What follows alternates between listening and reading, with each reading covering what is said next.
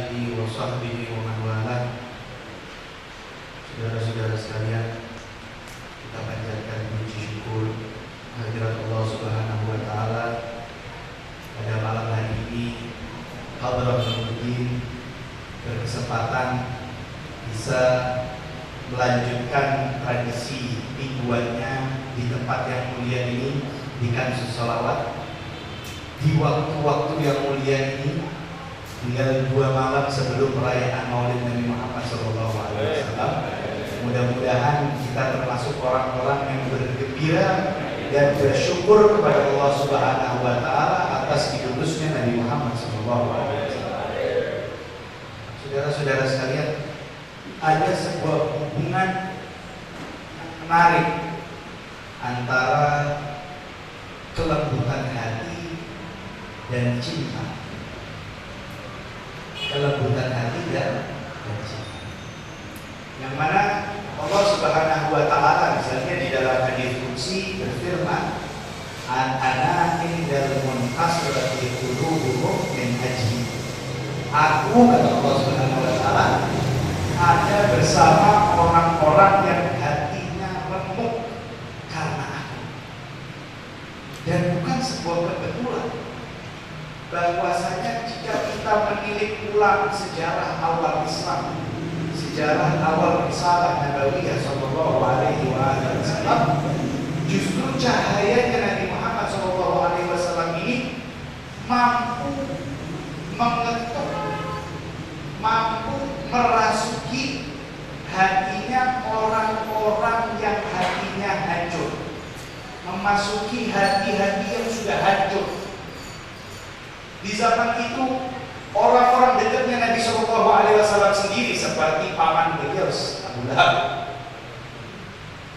yang dengan kekayaannya, dengan kesombongan, dengan keagungan duniawinya, dengan kedekatannya kepada Nabi Muhammad SAW, tetapi cahaya Nabi SAW tidak mampu memasuki hatinya Abu Lahab. Tetapi kita melihat seorang seperti Sayyidina Bilal, seorang budak, seorang yang diinjak-injak oleh majikannya, seorang yang tidak diregen oleh masyarakat, seorang yang dilecehkan, dihina, dipinggirkan oleh masyarakat. Justru pada orang-orang seperti ini, walaupun jauh secara nasab, walaupun jauh secara kekeluargaan dari Nabi Sallallahu Alaihi Wasallam, tetapi cahaya beliau justru bisa memasukkan hati Sayyidina Bilal. Dan kita melihat bahwa orang-orang yang pertama mengikuti Sayyidina Rasulullah Sallallahu Alaihi Wasallam, kebanyakannya justru orang-orang yang dipinggirkan oleh masyarakat, orang-orang yang terpinggirkan, orang-orang yang dihina, yang diejek. Kenapa demikian? Kita harus bertanya. Karena orang-orang yang selalu diinjak, disakiti, dihina, dilecehkan, dicemooh, ini justru hati mereka ini sudah semakin lembut. Orang yang kebanyakan dilecehkan tidak akan mempunyai percaya diri yang kuat.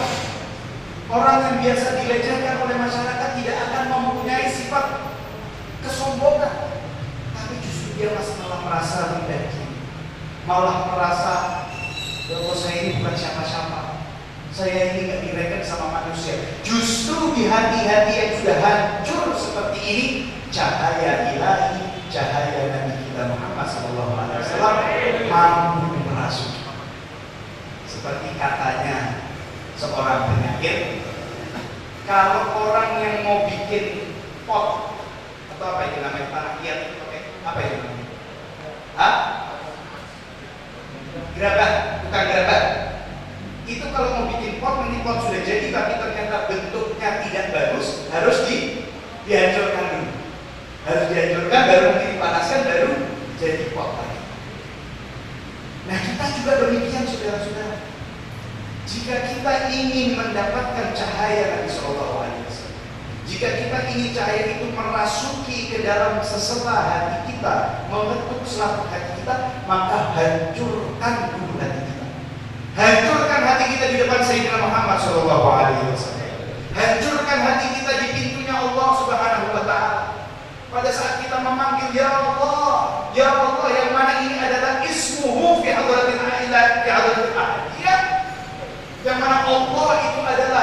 namanya di hadratil ahadiyah, sebelum ada asma, sebelum ada sifat, sebelum ada waktu, sebelum ada makan, qul huwallahu ahad. Maka hati-hati pada saat kita berbicara dan menyebut nama. Ini nama yang sungguh agung. Ini namanya. Yang mana nama itu Allah SWT mensifatkan dan menamakan dirinya dengan nama itu. Jadi hati-hati, jangan sampai kita menyebut nama itu hanya untuk bercandaan. Jangan sampai kita menggunakan misalnya kalimat wallah untuk bercanda, untuk mencemooh, untuk karena ini adalah nama yang sangat.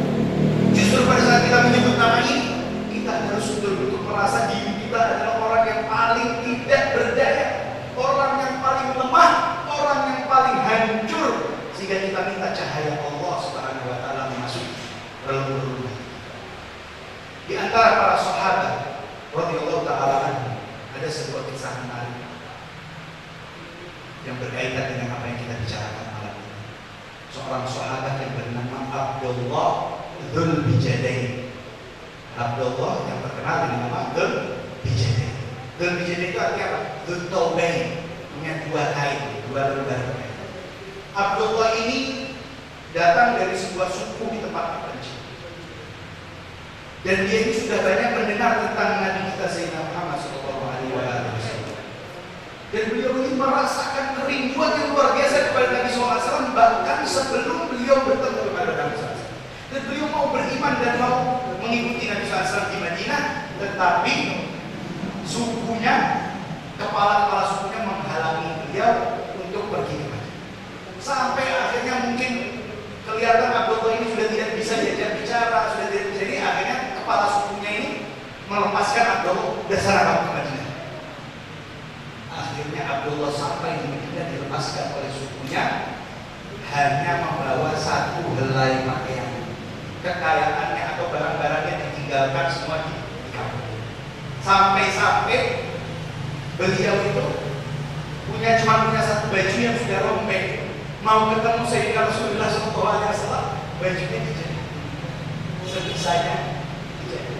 Ini orang yang sudah dicemooh oleh sukunya, orang yang sudah dianggap enteng, orang yang sudah tidak dihargai oleh keluarganya sendiri, datang menuju Sayyidina Rasulullah SAW hanya membawa satu helai baju, menghadap Sayyidina Rasulullah, diterima dan masuk. Lepas beberapa saat bajunya itu robek, sehingga dia cuma punya dua helai kain. Yang satu ditaruh untuk dijadikan sarung, yang satu helai lagi untuk menutupi badan. Makanya disebut Dzul Bijadain, Dzul Taubain, mempunyai dua helai. Itu cuma pakaiannya itu cuma satu. Dan beliau juga sama beberapa sahabat pada saat itu juga tidak dianggap sebagai sahabat, apa ya, biasa orang yang banyak waktu itu yang cinta sama Nabi SAW, dia biasa dia duduk di masjid, berzikir dan lain-lain, begitu direken sama masyarakat. Sampai suatu ketika Sayyidina Muhammad SAW dan para sahabatnya berangkat perang. Setelah selesai perang seperti biasa membagikan ghanimah, membagikan harta rampasan, diberikan si Abdullah Dzul Bijadain, berikan haknya. Kalau dia ikut berperang, maka dikembalikan sama Abdullah bin Bijadain. Padahal cuma punya satu baju, dua helai kain.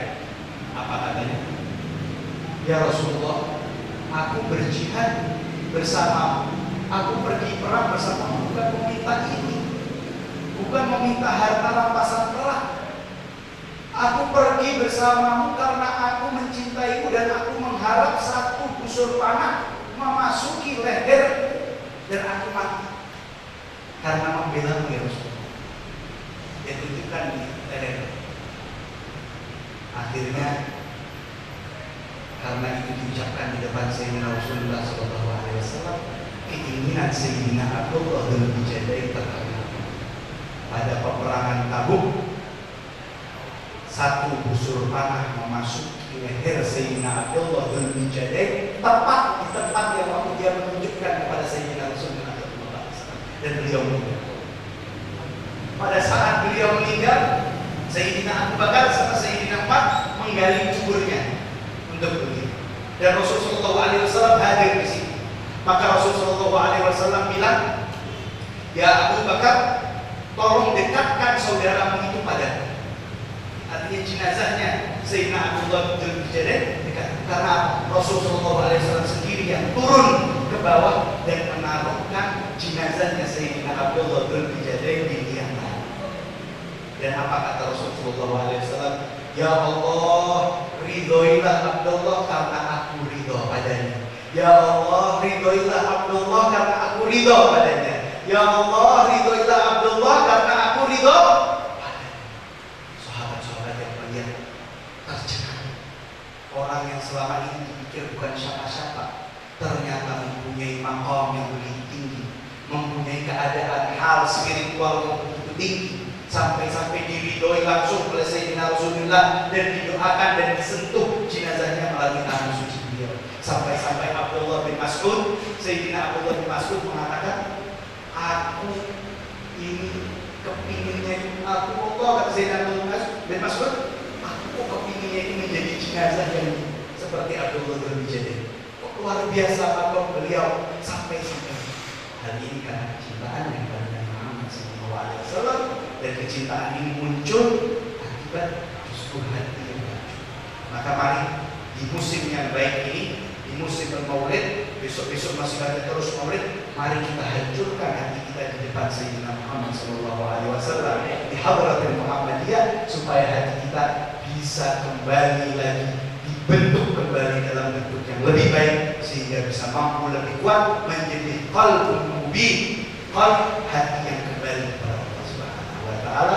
Mudah-mudahan Allah Subhanahu wa Ta'ala memberkahi kita, memberkahi majelis kita, memberkahi para ulama kita, dan mudah-mudahan Allah Subhanahu wa Ta'ala menghidupkan kita dengan cinta, mematikan kita dalam cinta, dan membangkitkan kita di kelompoknya para pecinta Rasul Sallallahu Alaihi Wasallam bersama yang dicinta Sallallahu Alaihi Wasallam. Barakallahu fiikum wa rahmatullahi wallahu muwaffiq ila aqwamit thoriq. Assalamualaikum warahmatullahi wabarakatuh.